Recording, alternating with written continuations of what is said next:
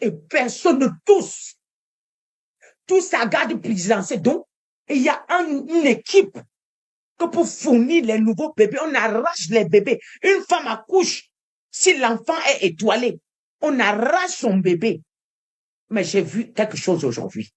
Et la femme là n'a pas le droit de dire un mot, sinon lui aussi, on le menace, il tente, on prend tous les autres. Et personne ne touche.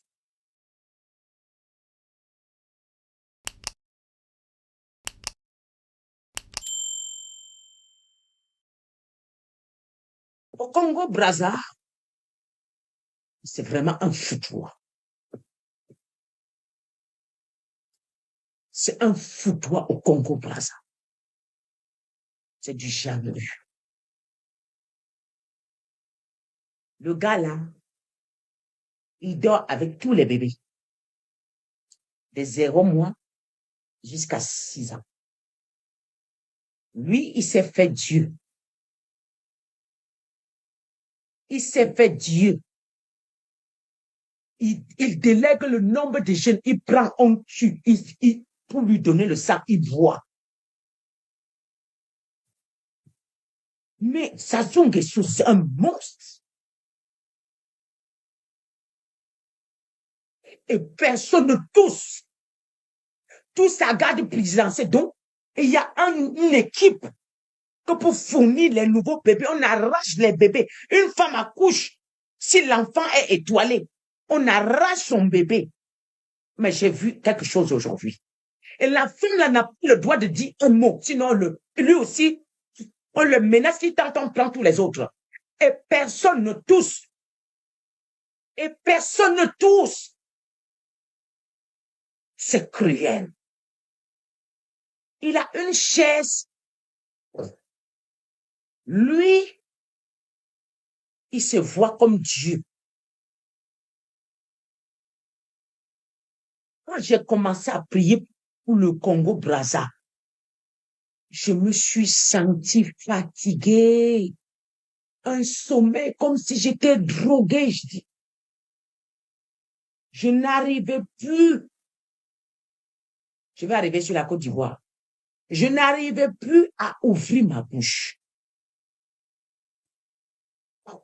J'ai dit, mais Seigneur, c'est quoi qui m'arrive? Il dit, c'est comme ça que le peuple congolais spirituellement est sourd. Mais le pire, la chaise de Tshisekedi, c'est lui qui occupe spirituellement. Donc le Congo-Brazza, Kinshasa, c'est lui qui gère spirituellement. Il a carrément détruit ce peuple-là.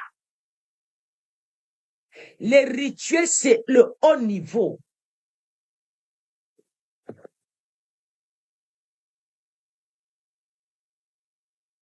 Dans les eaux, il a carrément tout un quartier lui-même. Et au Congo lui-même, là où à la présidence, il y a juste un coin que pour les rituels. Parmi des pasteurs, il y a le nom de pasteur avec qui il dort. Et les pasteurs là, doivent se décaper, doivent aussi être clairs comme lui, il aime tous ceux qui sont clairs.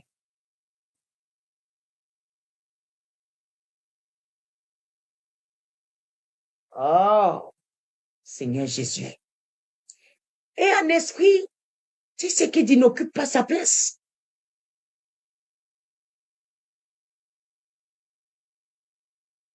Non.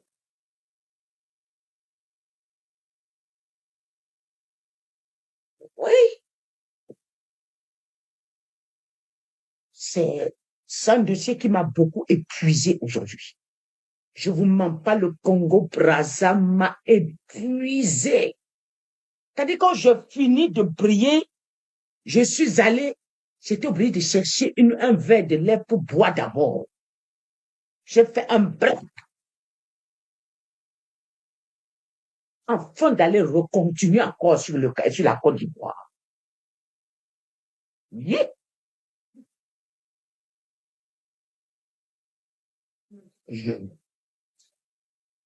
Ce monsieur, Il croit tellement en lui-même.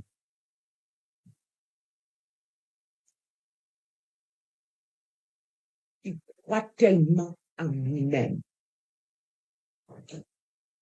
Il croit tellement. Il sait que rien ne peut l'arrêter. Tant que ces pasteurs sont là, tant que ces hommes de Dieu là, tant que ces présidents là sont là, les faux hommes de Dieu là ne peuvent même pas diminuer.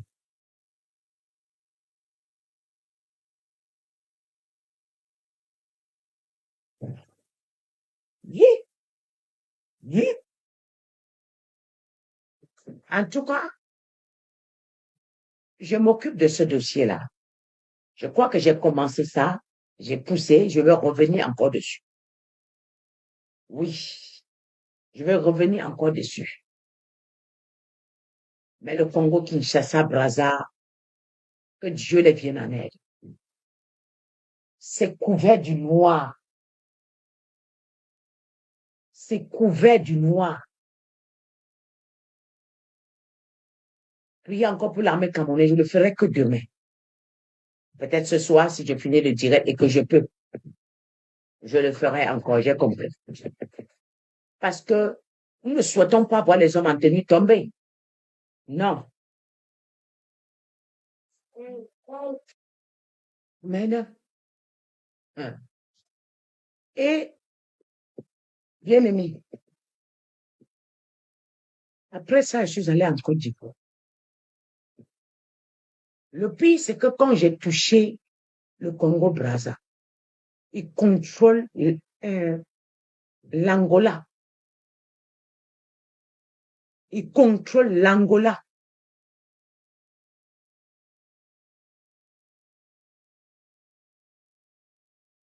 Tu vois comment il a exécuté les enfants, non? Vous voyez, non? Mais c'est les rituels. Et le monde, regardez, tout ce que vos histoires que vous appelez l'ordre mondial ne vont rien lui faire. Vos histoires que vous appelez l'ordre ne vont rien lui faire. Vous allez voir quand on va le désarmer, on va désarmer la grâce. On va commencer à parler de lui.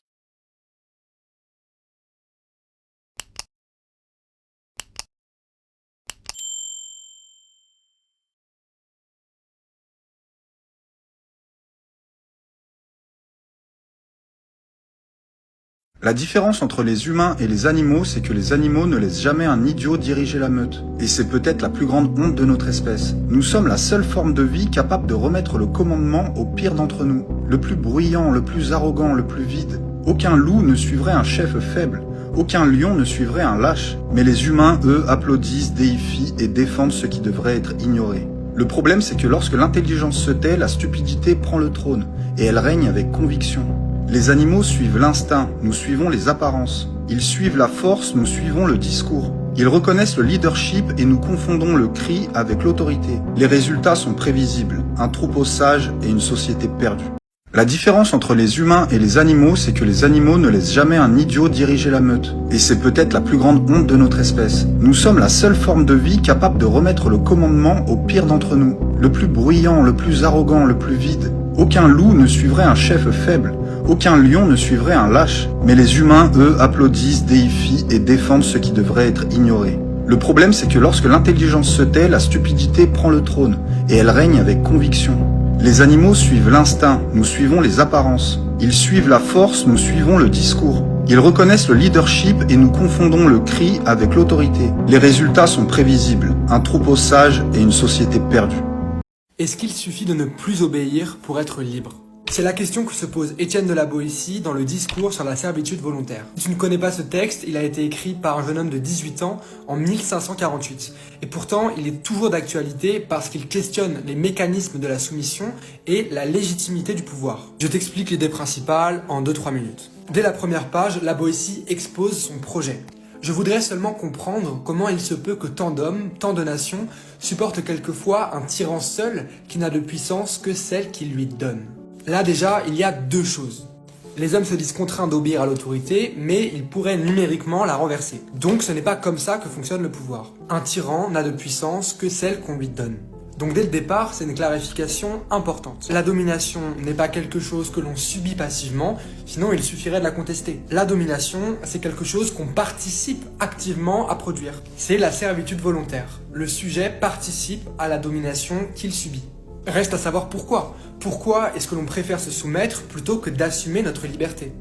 Étienne de la Boétie donne 3 explications. La première raison de la servitude volontaire, c'est l'habitude.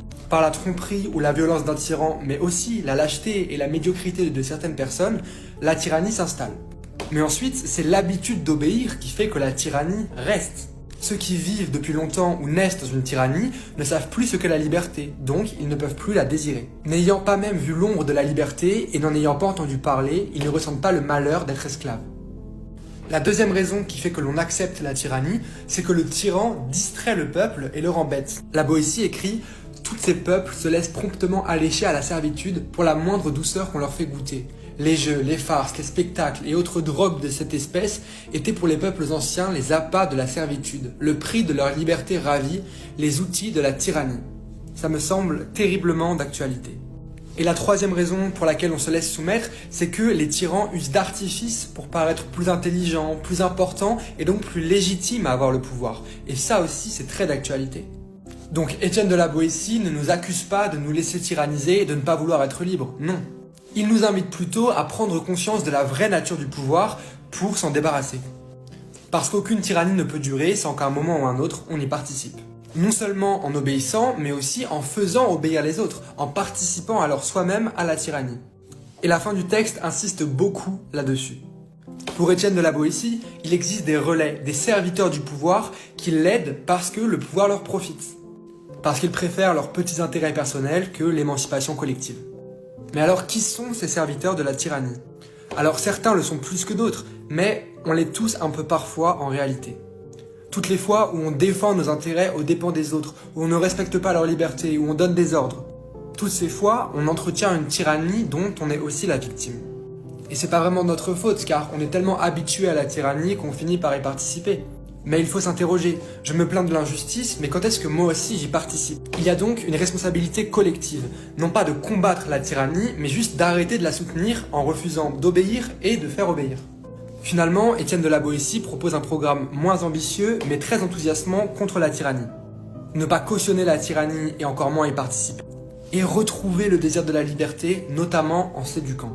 D'ailleurs, à la toute fin du texte, Étienne de la Boétie écrit « Apprenons donc, apprenons à bien faire, levons les yeux vers le ciel pour notre bonheur ou pour l'amour de la vertu. » Comme d'habitude, le texte est dispo en PDF sur mon profil TikTok. Donc pensez à vous abonner et surtout à repartager la vidéo, c'est super important. Et puis dites-moi en commentaire, d'après vous,